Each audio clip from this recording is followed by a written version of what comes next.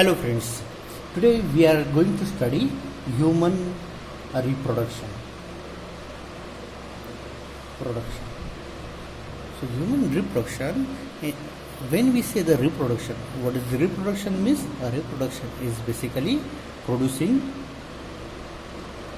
similar organism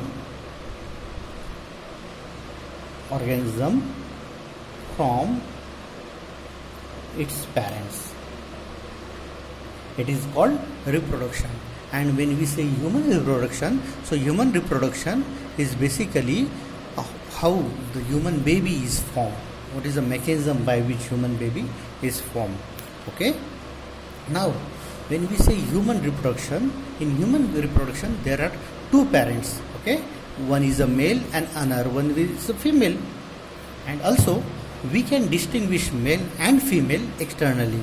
And this phenomena is called as sexual dimorphism.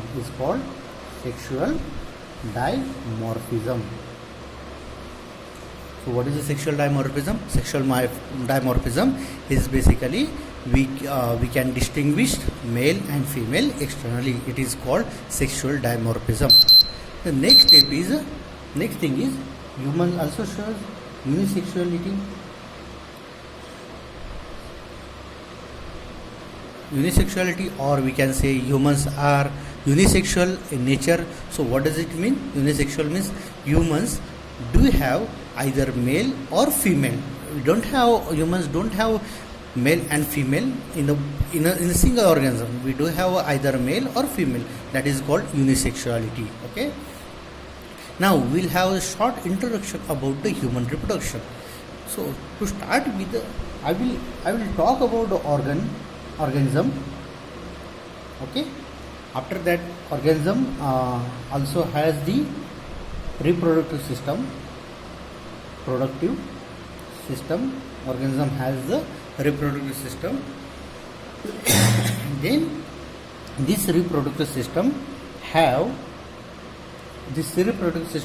a primary sex organ.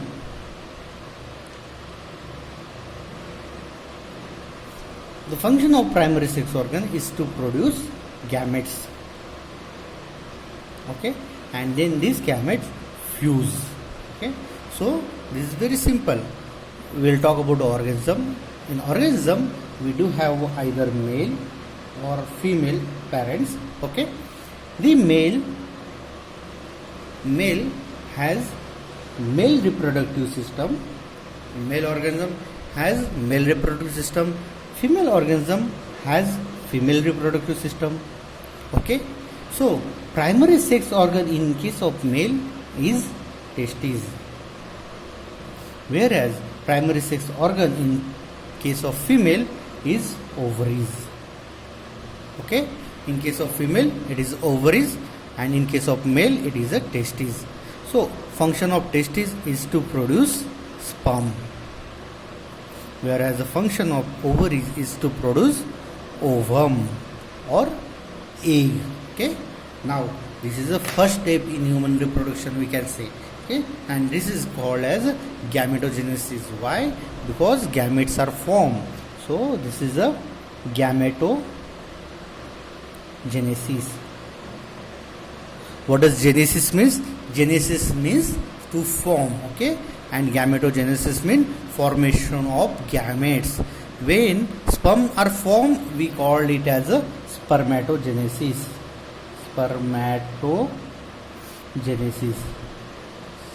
And when ovum is formed, we call it as a oogenesis. Okay, oogenesis. So spermatogenesis and oogenesis are the types of gametogenesis. Now, the sperm are formed and they are present in the semen of human. Ovum is formed, and this ovum goes to the female reproductive tract. Okay, the ovum or egg goes to the female reproductive tract, and the sperm which is present in the semen, so this semen transfers to the female reproductive tract, and this transfer of semen to the female reproductive tract is called insemination. This is called insemination. This is the second stage where the sperm are transferred to the female reproductive tract. After this transfer, there is a fusion occurs. Okay, so fusion between human sperm and female egg. Okay, so after this, the fusion occurs, and this fusion has result in the formation of zygote. Okay, so this is a zygote, and this is a diploid. So it has 2n number of chromosomes, whereas in sperm has a n number of chromosomes. Egg also have n number of chromosomes. So they come together, they fuse and forms a zygote, and this process is called as a fertilization. Okay, so this is the third stage where the sperm and ovum come together and fuse and forms a zygote. This is a unicellular zygote. After this zygote divide, okay, and forms multicellular structure. So this is a multicellular structure. Okay, this is a multicellular structure called blastocyte or blastula. Okay, or blastocyte or blastula, and this process is called as division or cleavage. So this is the fourth stage. So first stage is gametogenesis, insemination, fertilization, and fourth one is a division, where single cellular zygote divides into the multicellular blastocyte. After the formation of blastocyte, this blastocyte moves towards the uterine wall. It moves towards the uterine wall. Then what is the uterine wall? So I will have a short introduction about the female reproductive system. So female reproductive system has uterus. So this is a uterus, whereas this is a fallopian tube. These are the femores. Okay, and then these are the ovaries. These ovaries produces egg. These eggs goes to the fallopian tubes. Here the fertilization occurs, and after fertilization, these eggs moves towards the uterus. So this is a uterus. Okay, and this is a uterine wall.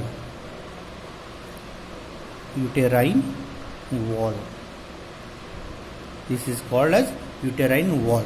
Okay, so these blastocytes move toward the uterine wall, and after moving, so this is a uterine wall. Then these blastocytes come and imbibe or come and implant into the uterine wall. So this is a uterine wall, and this is a multicellular blastocyte. Okay. After coming, it goes and implant into the uterine wall, and this process is called implantation. So after implanting, what happens?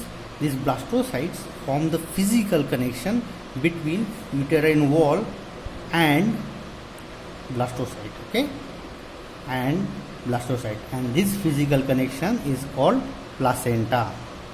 This is called placenta. So this is a multicellular blastocyte. This is a placenta. This is a uterine wall, and this process is called placentation.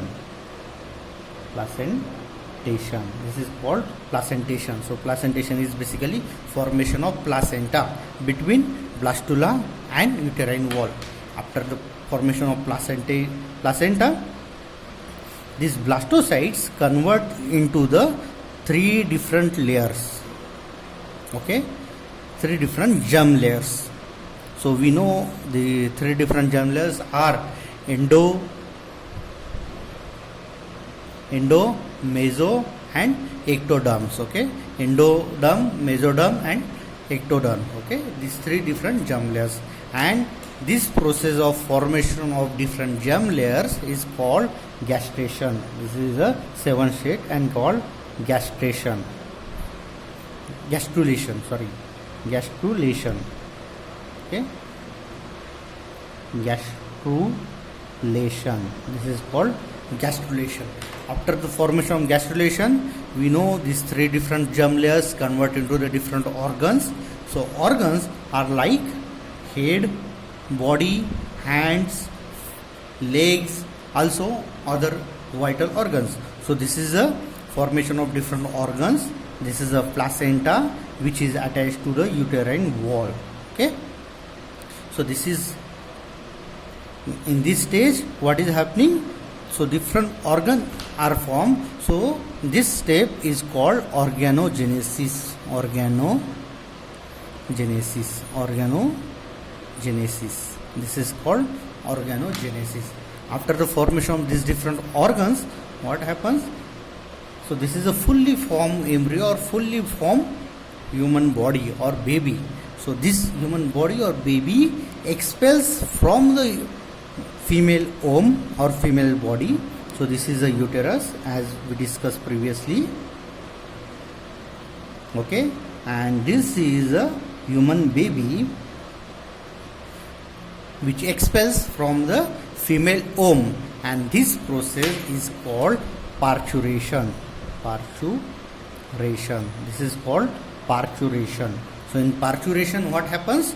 The fully formed human body or fully formed human baby expels from the female body or female womb. It is called parturition, and the process which starts from the insemination to parturition is called as gestation